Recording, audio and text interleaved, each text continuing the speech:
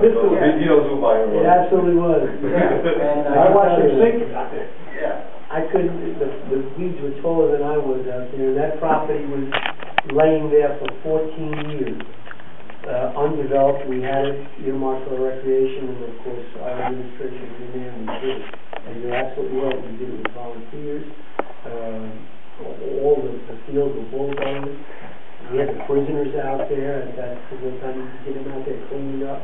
I mean, It worked. It It worked. It worked. And that's why I think we're in those kind of economic times. Yep. We're going to need volunteers to help. Yep. It can be done.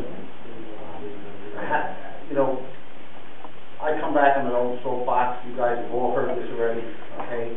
I joined the Joint Rec Commission somewhere around '98. We had 300 kids in the program, my child being one of them. Today I'm dealing with, that 300 kids is now somewhere around 975 to 980. Okay? If you go down to Craigville on any Saturday morning, it's just a milestone. I almost got hung this Saturday because we shut the field down. Okay? So I was going over that. But they're used. And they're used actively by this community. Okay? I mean, you know, the town and villages, the population is 14,000. 14,000.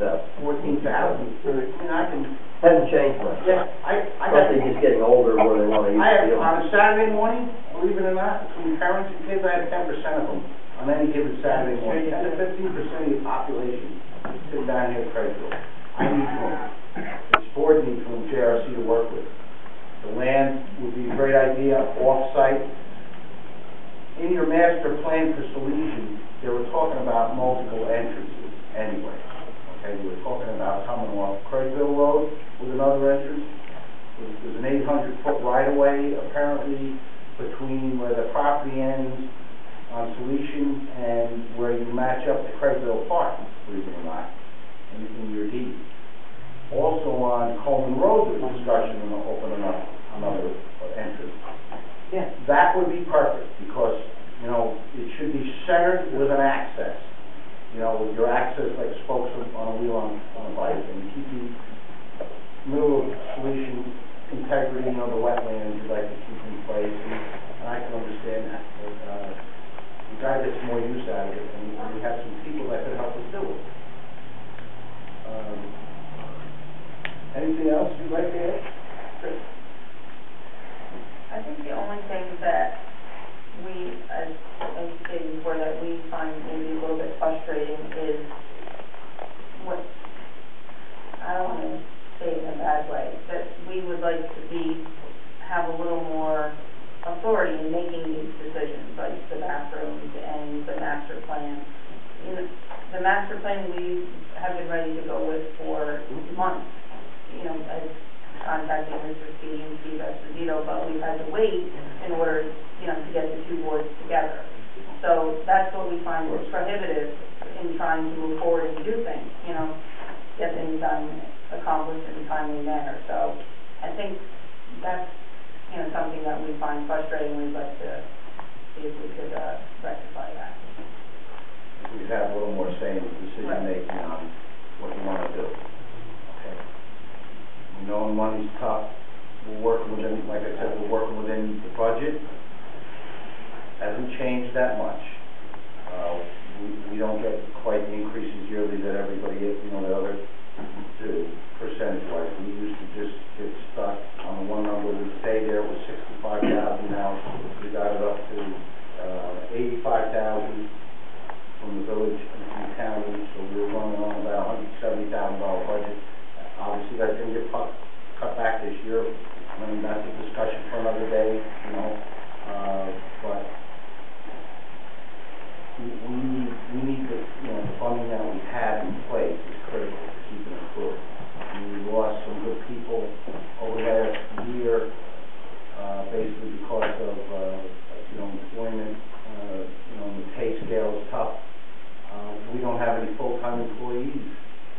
As everybody knows, we're working with only part-time people that don't get workers' comp, there's no health insurance, there's, you know, no CSDA workers. It's strictly part-time work, and it's hard to keep a crew going on that format, because it's, so somebody has to have another job, and they only got to work less than 1,000 hours a year, and they're coming in, you know, a couple hours in the afternoon, and, you know, maybe a couple hours on a Saturday.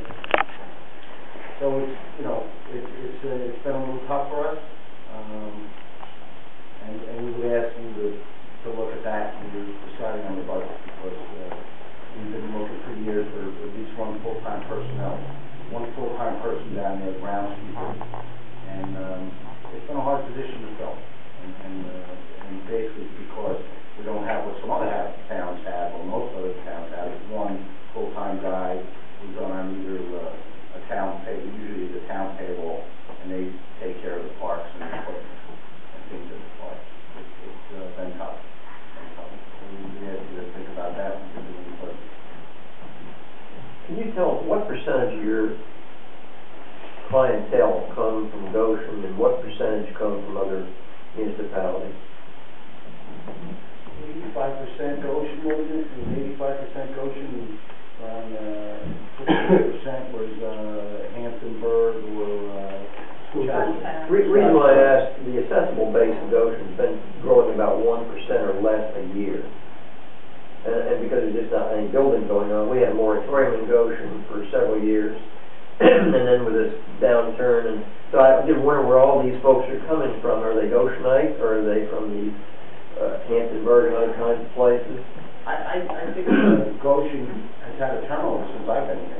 You don't have to have new construction to have a turnover. Well, you have a lot of question. seniors can't afford Goshen anymore. No, I'm talking about the children. Where are the children coming from? That's what the... Well, that's probably... That's a whole different subject. Yeah, no, it's all one. It's all one. You can ask the school system. The school system can show you the demographics, how much their school has grown in the last 10 years. What's that? About 2885, 3,000, 3 states in 2005. Okay. Well, that's what I'm saying. That's when we got the kids. That's when we got the kids. That's when we started seeing it. But still, when I started to go to the school system with one of my children, it was 1995. I think that number was about 18 to 50. Okay. One other question, too, and that is the utilization of the resource itself. I know that Saturday mornings is just gangbusters, and I don't know about other times. Is there a way to use those fields more by staggering the times when people can use them?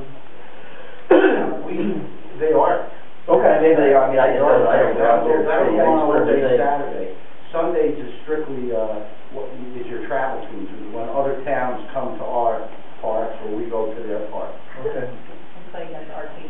Yeah, Goshen plays, on Sundays it's Goshen plays Warwick or Minnesink, or, you know, one of the other towns, so it's the travel leagues are playing. That's why the fields are kept for most games. I think one way, obviously the children are out of school on the weekend, so that's, you know, we're going to have the bulk of the people there. But if we were able to offer extended hours, I mean, we have lights on one field, one baseball field out there.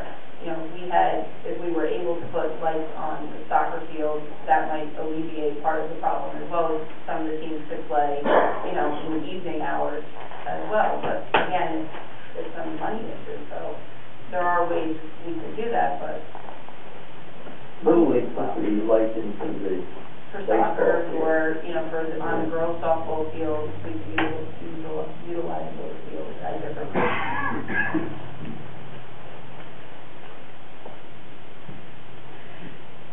I think joint recreation does an excellent job, and it's a tough job. I mean, it's a tough job, you know. And I'm speaking for myself, I'd like to give you more authority to run the program until some of the voters come complain to me.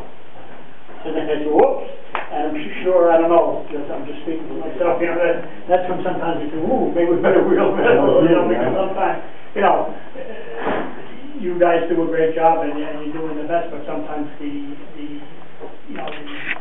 voters say, well, you know, why is the